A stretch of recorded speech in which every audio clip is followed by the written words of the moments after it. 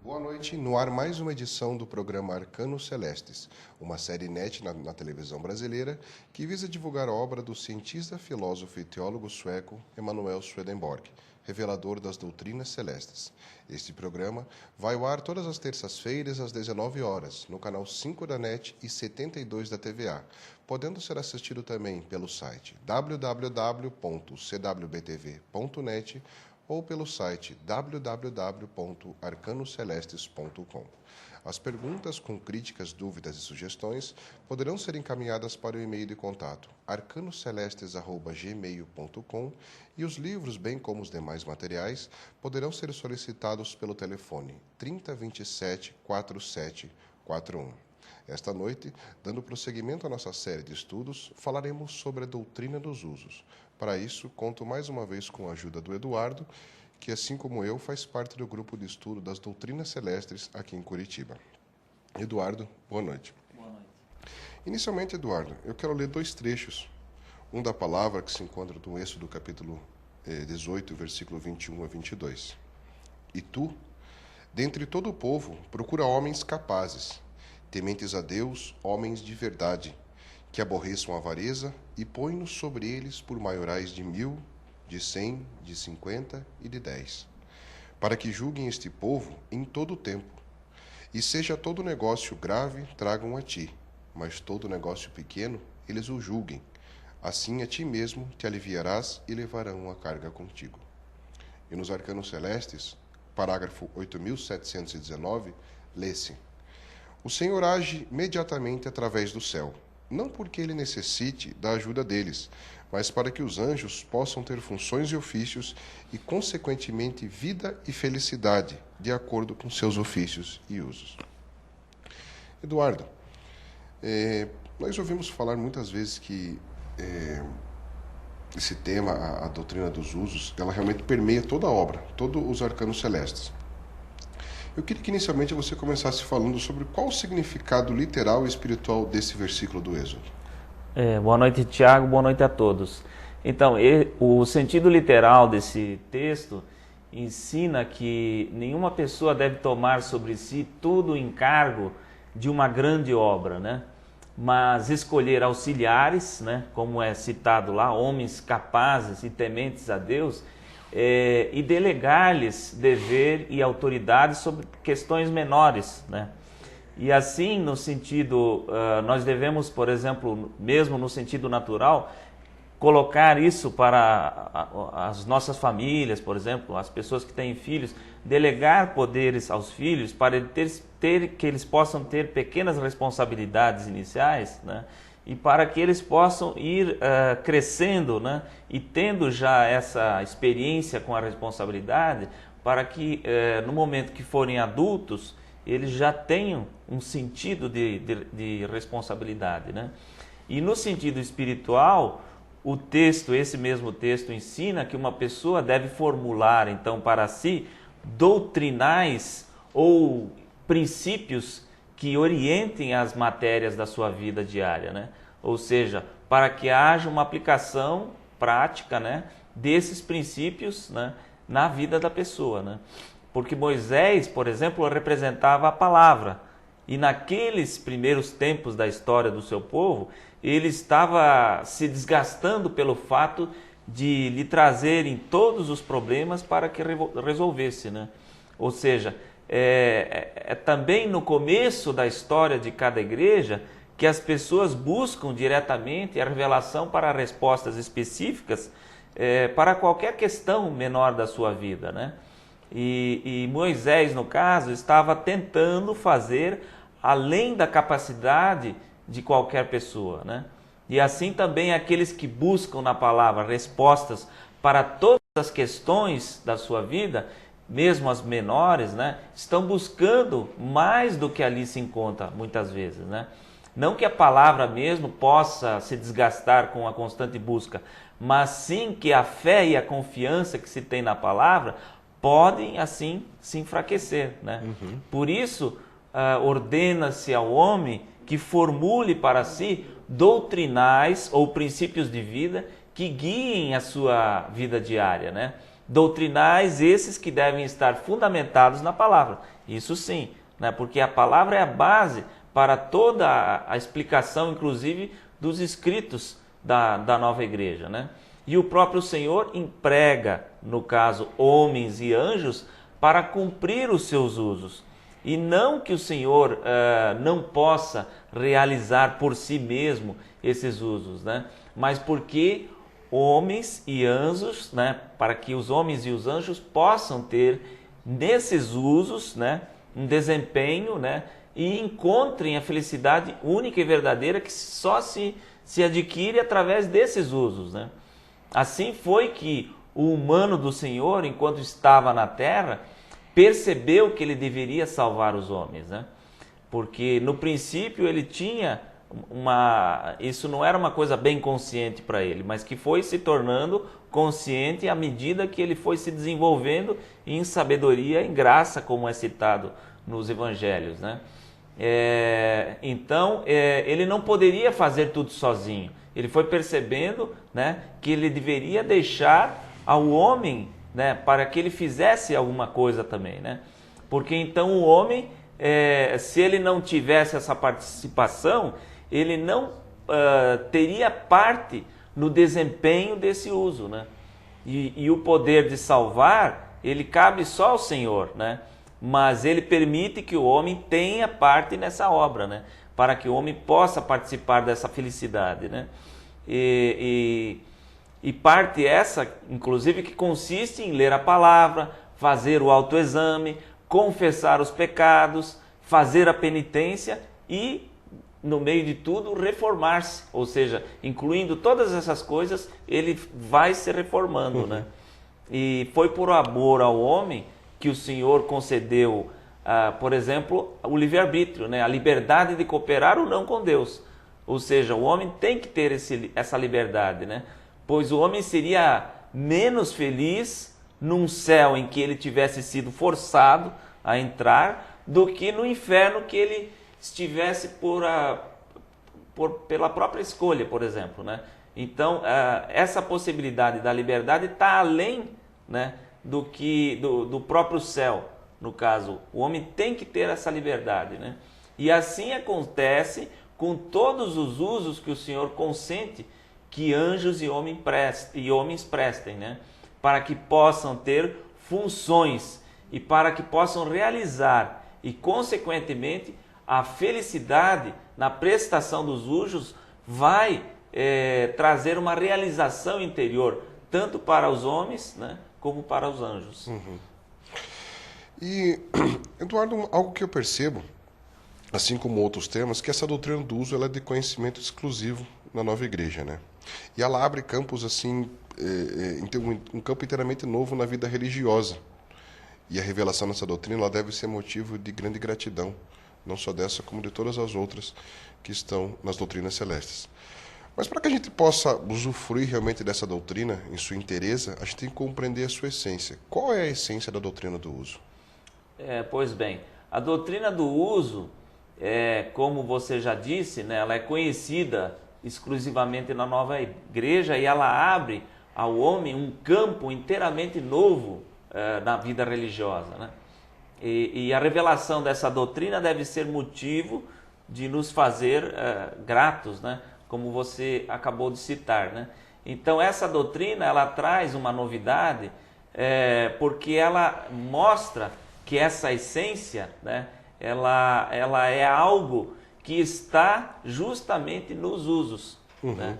Porque como nós vimos na explicação anterior, é Deus quem dá ao homem a possibilidade de ser útil, ou seja, o homem tem uma função, ele tem uma finalidade, né? E a vida da religião consiste justamente em executar esses usos sincera, justa e fielmente, né?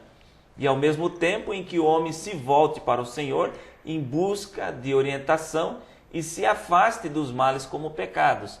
Esse é o sentido, né? E nisso consiste, no geral, digamos, a religião consiste nisso, né? E não existe nada mais que seja essencial na religião do que isso.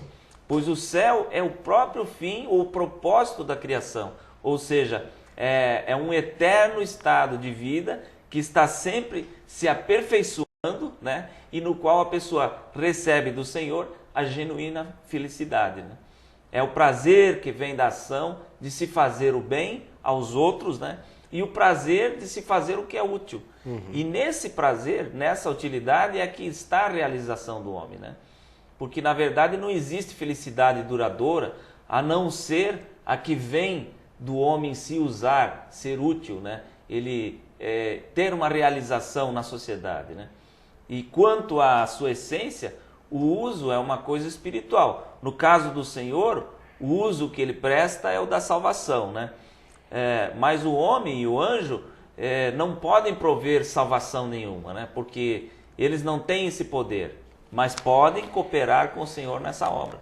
Então, nessa cooperação, né, é que o homem se desenvolve e ele acaba sendo uma espécie de braço do Senhor no mundo, né?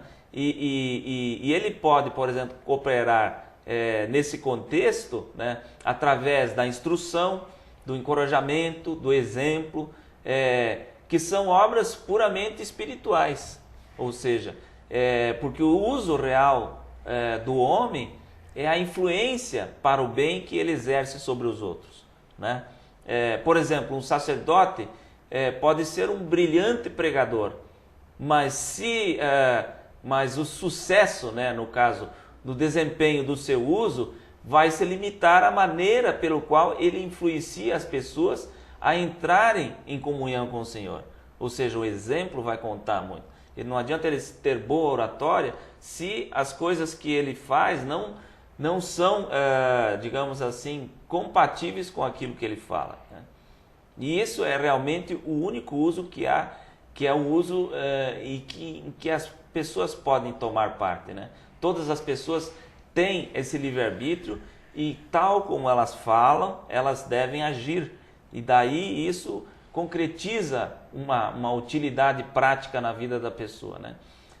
Porque o uso é uma influência, né? Influência pode ser para o bem ou para o mal. E por isso é que o uso não se altera com a morte, né? Mas essa influência puramente espiritual para o bem só pode ser exercida através de alguns meios, né? Por exemplo, uma pessoa só pode ser influente e realizar esses usos se ela não se afastar da sociedade. Ela precisa estar em contato com a sociedade para poder prestar esses usos, né? Se ela se retira, se ela se torna um ermitão, se ela foge digamos assim, dos compromissos por receio de errar muitas vezes, né? E todos nós podemos errar, ela acaba não se exercitando nesses usos, né?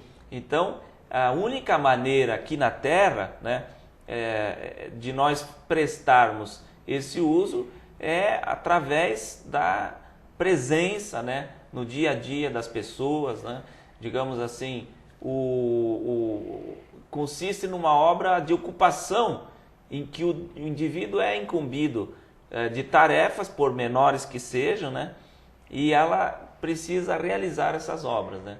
Daí vem o ensinamento de que o homem deve desempenhar os deveres da sua ocupação sincera, justa e fielmente. Então essa é a base, esse é o princípio que norteia a atuação do homem, né? Para que ele possa desempenhar o bem, né, de uma forma correta o seu uso, né? Tanto para si mesmo como para o próximo, né? E assim tornar-se uma forma da caridade, né? Porque as doutrinas celestes, elas nos ensinam e nos enfatizam a importância da ocupação ou do emprego do homem, né? Em qualquer função, atividade, né? Se ele não tem essa ocupação, se torna uma presa fácil para os maus espíritos, né? Ou seja, precisa ter uma ocupação a fim de que ele possa, no seu livre-arbítrio, escolher o céu em liberdade, né? Ou seja, ele pode até desejar o inferno, né? Ele tem essa liberdade. O Senhor não coloca uma condição obrigatória de que ele vá para o céu. Mas nessa possibilidade de ele escolher é que está justamente a grande maravilha, que é o Senhor dar a condição do homem escolher, né, aquilo que ele quer. Se ele quer ir para uma sociedade celeste, né, ou se ele quer ir para uma sociedade infernal. E duas coisas que eu percebo nessa sua segunda resposta é que é o seguinte: primeiro, que não há a nova igreja não encoraja essa formação, como você falou, de ermitões, de ascetas.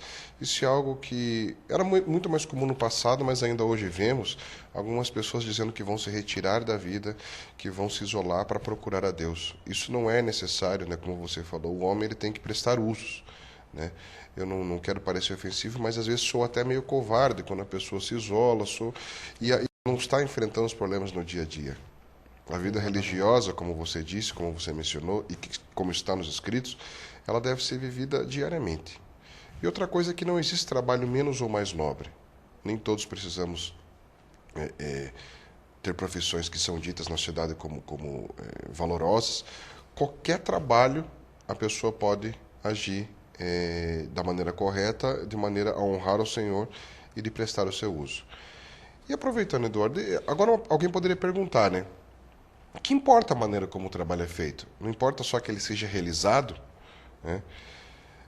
Por que motivo uma obra deve ser feita, como você mencionou, sincera, justa e fielmente? Exatamente. Então, essa pergunta também ela é muito própria pelo tema que nós estamos discutindo, né?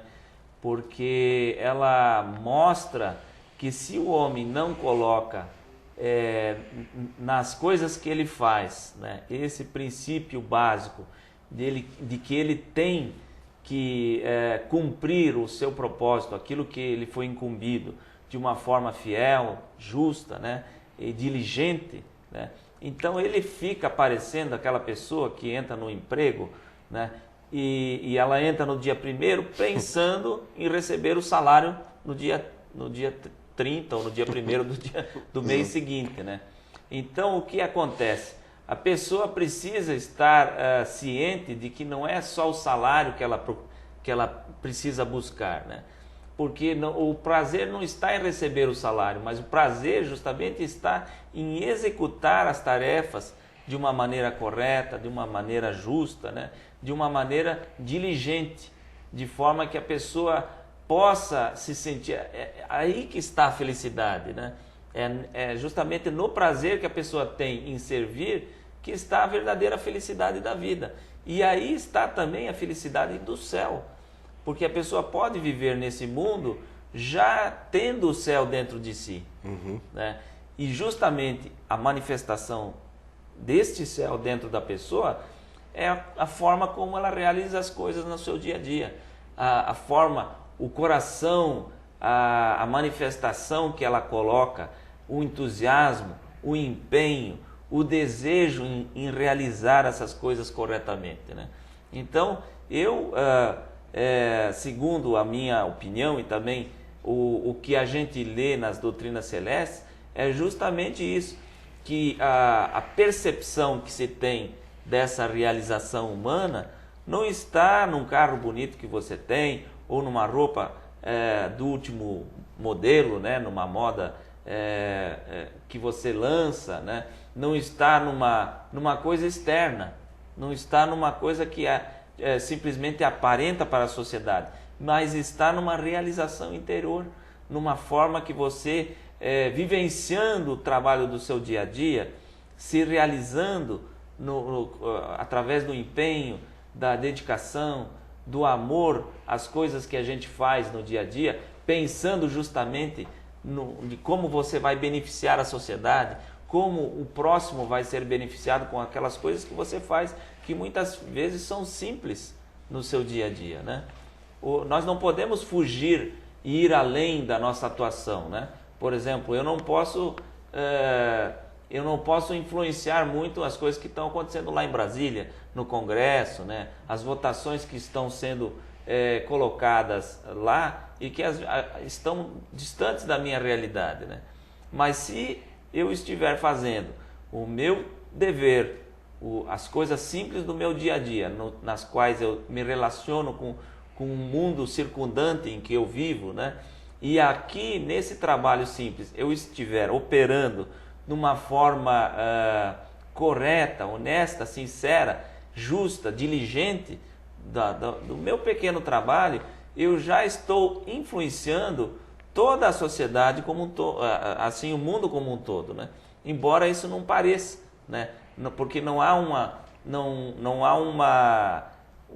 digamos assim, não se afeta essa realidade que está em outros locais do país e do mundo de uma forma imediata. Mas há toda uma somatória para que a sociedade seja um pouco melhor, né? Para que a sociedade esteja subindo um degrau a mais, né? Como tem uma historinha, né, que teve um fogo na floresta, né, e o passarinho estava lá, ele ia pegar água no riacho, né, com o biquinho dele e tentar apagar o fogo, né? E o elefante, né, com todo aquele a sua possibilidade de sugar a tromba ali, né, e quer dizer, ela tinha uma possibilidade muito maior de jogar água ali, né? Estava criticando o passarinho, né, pensando que ele estava meio maluco por estar fazendo aquilo ali, né? Mas a resposta do passarinho é essa: eu estou fazendo a minha parte, né? Então, nesse sentido, essa é uma pequena história que ilustra isso, né? Nós devemos, digamos assim, respondendo aquela sua pergunta inicial, essa pergunta que você fez agora, justamente nós precisamos agir com essa dedicação, com esse empenho, né? E então nós vamos estar cumprindo o nosso papel nesse mundo, né? Uhum. Esse é o mais importante da vida de qualquer pessoa, né? Uhum. E, Eduardo, muito rapidamente, que infelizmente o nosso tempo está se esgotando, essa é a vida religiosa. Nós sabemos que o que a doutrina prioriza é realmente prestar usos, servir as pessoas, servir ao Senhor. E quanto às orações, o culto e a presença na igreja, elas têm importância na vida religiosa? É claro que isso está presente na vida das pessoas, é importante, né? E justamente isso faz parte do culto externo, né?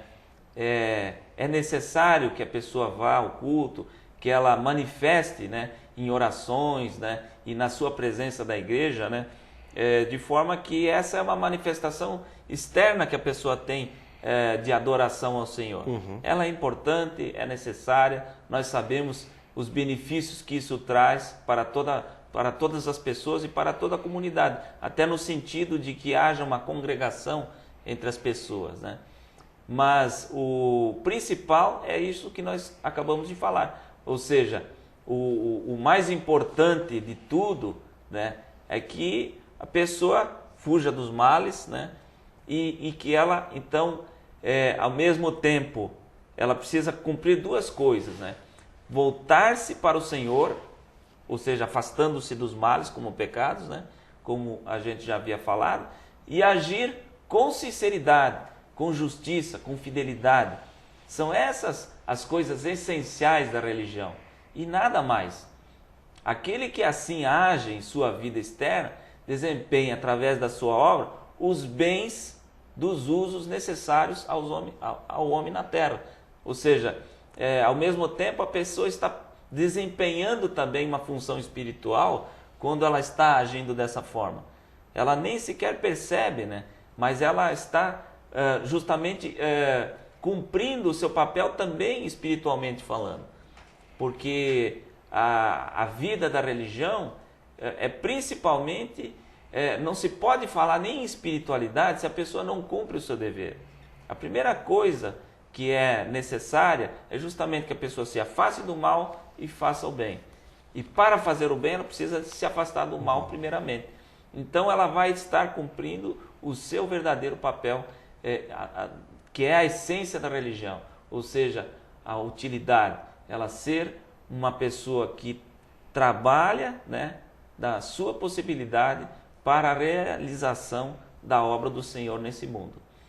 E o reino do Senhor já pode vir para ela mesmo enquanto ela está vivendo nesse mundo, né?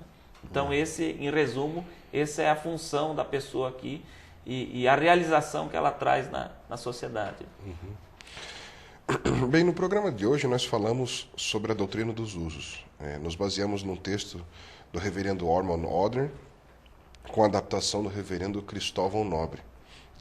Lembro mais uma vez que, através do telefone 3027-4741, os telespectadores poderão solicitar este, assim como demais materiais das doutrinas celestes, os livros, outros textos, e nós estaremos, teremos o maior prazer em atendê-los, com qualquer dúvida que venha a surgir dos temas.